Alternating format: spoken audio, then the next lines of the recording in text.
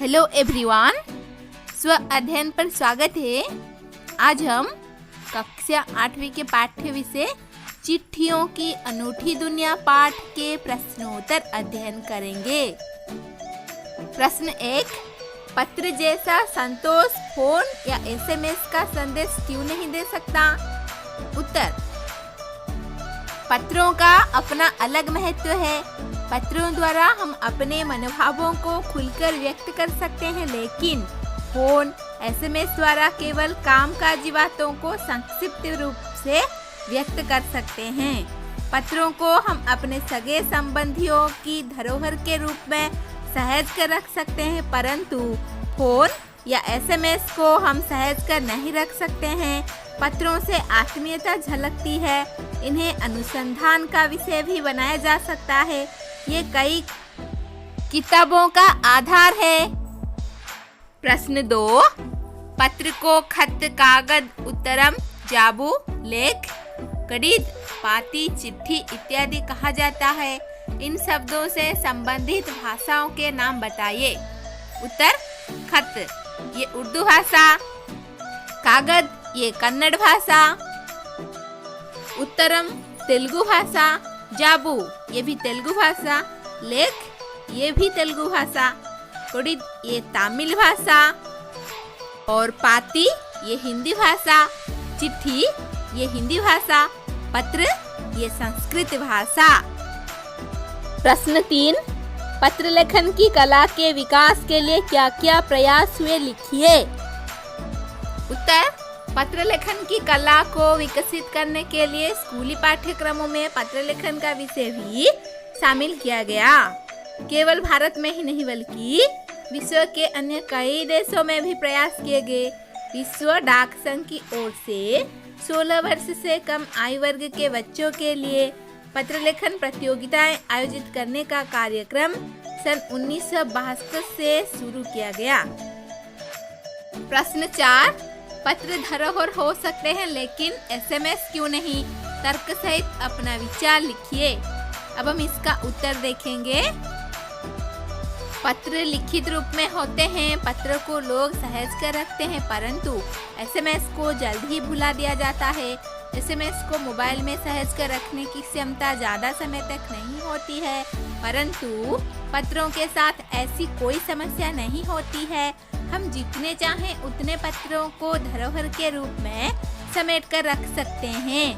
दुनिया के तमाम संग्रहालय में जानी मानी हस्तियों के पत्रों का अनूठा संकलन भी है। पत्र देश, काल, समाज को जानने का असली साधन है। प्रश्न 5, क्या चिट्ठियों की जगह कभी फैक्स, ईमेल, टेलीफोन तथा मोबाइल ले सकते हैं? उत्तर, प्रत्येक वस्तु का अपना एक अलग महत्व होता है। उसी प्रकार आज तकनीकी की दुनिया में भी चिट्ठियों की जगह कोई नहीं ले सकता है। पत्र लेखन एक साहित्यिक कला है, परंतु फैक्स, ईमेल, टेलीफोन तथा मोबाइल जैसे तकनीकी माध्यम केवल कामकाज के क्षेत्रों में महत्वपूर्ण है। आज ये आवश्यकताओं में आते हैं, फिर भी ये पत्र का स्थान नहीं ले सकते हैं। अब हम पाठ से आगे का प्रश्नोत्तर देखेंगे। प्रश्न 1, किसी के लिए बिना टिकट सादे लिफाफे पर सही पता लिखकर पत्र बेरंग भेजने पर कौन सी कठिनाई आ सकती है, पता कीजिए।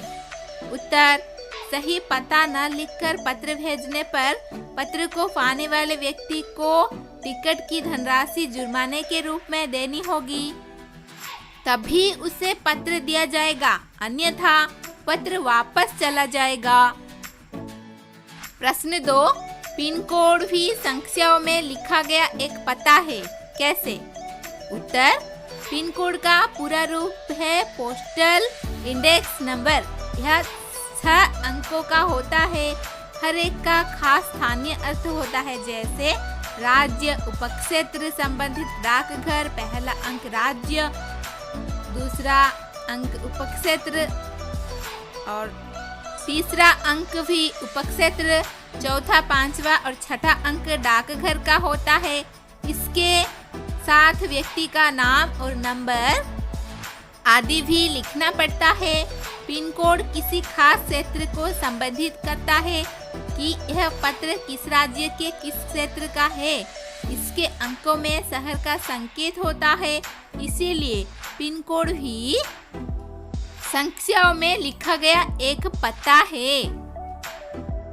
प्रश्न 3, ऐसा क्यों होता था कि महात्मा गांधी को दुनिया भर से पत्र महात्मा गांधी इंडिया पता लिखकर आते थे? उत्तर, महात्मा गांधी अपने समय के सर्वाधिक लोकप्रिय व्यक्ति थे। वे ज्यादातर देश भ्रमण पर थे, इसीलिए पत्र लिखने वाला इंडिया लिखकर पत्र भेजता था।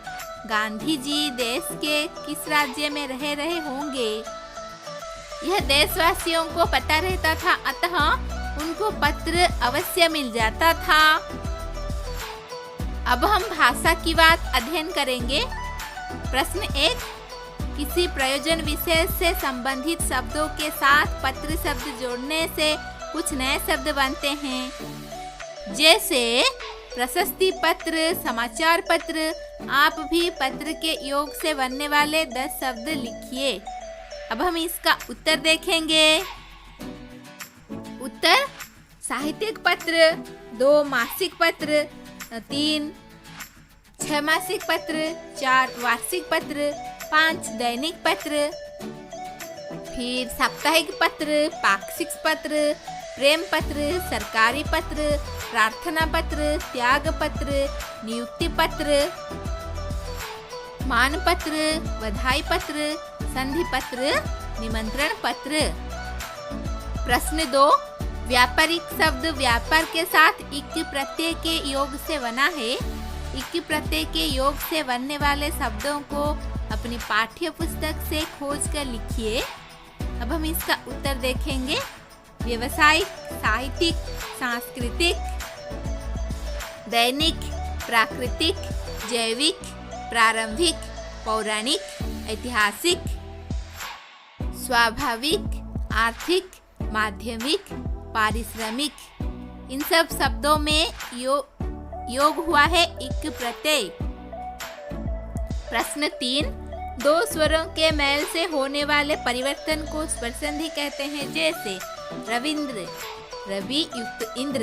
इस संधि में ई युक्त ई मिलकर दीर्घई हुई है, इसे दीर्घ संधि कहते हैं। दीर्घ स्वर संधि के और उदाहरण खोज कर लिखिए। मुख्य रूप से स्वर संधियां 4 प्रकार की मानी गई है: दीर्घ, गुण, वृद्धि और यण। ह्रस्व या दीर्घ अ, ई, उ के बाद ह्रस्व या दीर्घ अ, ई, उ, आ आए तो ये आपस में मिलकर क्रमशः दीर्घ आ, ई, उ हो जाते हैं। इसी कारण इस संधि को दीर्घ संधि कहते हैं, जैसे संग्रह युक्त आलय, संग्रहालय, महायुक्त आत्मा, महात्मा।